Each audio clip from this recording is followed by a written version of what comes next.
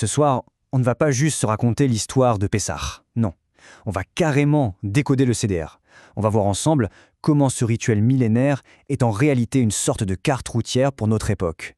Et peut-être même une prophétie pour ce qui nous attend. Alors, la question qu'on se pose, c'est Pessah, c'est juste un souvenir du passé ou est-ce que c'est une feuille de route pour l'avenir? On a tendance à voir le CDR comme ça, un simple rappel de la sortie d'Égypte. Mais si c'était bien plus que ça? Et si en fait, c'était un véritable guide pour aujourd'hui et une vision pour demain? Ok, pour commencer à déchiffrer ce code, le premier indice, il est juste sous nos yeux, ou plutôt dans nos verres.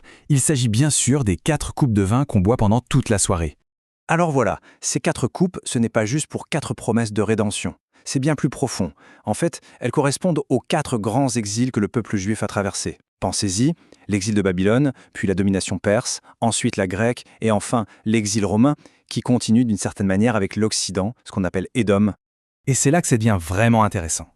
Parce que tous ces exils, ils ne se ressemblent pas du tout.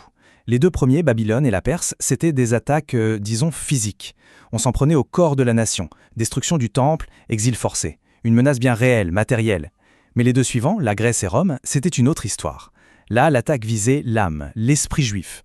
Le but, c'était l'assimilation, une guerre culturelle et spirituelle. Et cette différence, elle n'est pas juste théorique, elle a des conséquences très concrètes dans la halakha, dans la voie juive.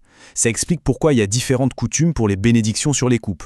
Certaines communautés vont en quelque sorte regrouper les bénédictions, une pour les exils physiques et une pour les spirituels. D'autres, au contraire, vont considérer que chaque exil était une épreuve unique et donc chaque coupe mérite sa propre bénédiction bien distincte.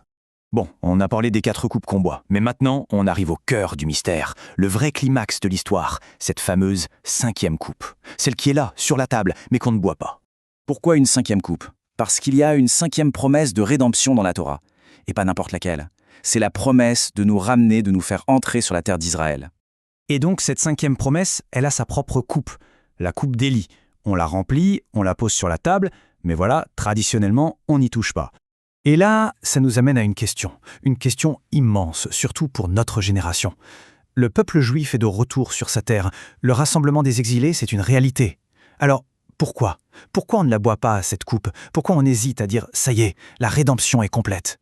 La réponse, en fait, elle est cachée dans le CDR lui-même. C'est lui qui nous montre que la Géoula, la rédemption, ce n'est pas un interrupteur qu'on allume d'un coup. C'est un processus, quelque chose qui se construit dans le temps. Le poids essentiel, c'est celui-ci. On ne boit pas la 5e coupe, parce que même si la rédemption finale a commencé, eh bien, elle n'est pas terminée. On est en plein milieu du livre, si on veut. On vit l'histoire de la rédemption, mais on n'est pas encore arrivé à la dernière page.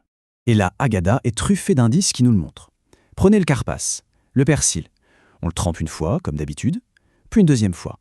Pourquoi? C'est un signe qu'on a besoin d'une purification spirituelle plus profonde. Ou encore la langue. On commence le récit en araméen, la langue de l'exil, de la diaspora. Et on finit comment? En hébreu, la langue de la rédemption. Et puis il y a la matzah cassée.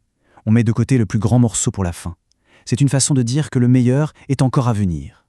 Du coup, le CDR change complètement de nature. Ce n'est plus juste une commémoration, une sorte de reconstitution historique. Non, ça devient une expérience active. Chaque année, à chaque CDR, on fait personnellement un pas de plus. Un pas hors de l'exil, un pas vers la liberté totale. Alors concrètement, qu'est-ce que ça change pour nous, pour notre CDR aujourd'hui? Eh bien, ça veut dire que le CDR, ce n'est pas un rituel passif. C'est un engagement. C'est renouveler, chaque année, notre rôle personnel dans l'accomplissement de cette histoire de rédemption. Et c'est exactement pour ça que les mots qui concluent le CDR, l'an prochain à Jérusalem reconstruite et complète, eh bien ce n'est pas juste un vœu pieux, un espoir lointain, c'est une déclaration d'intention. C'est notre mission pour l'année à venir, participer activement à l'écriture du tout dernier chapitre de cette longue histoire.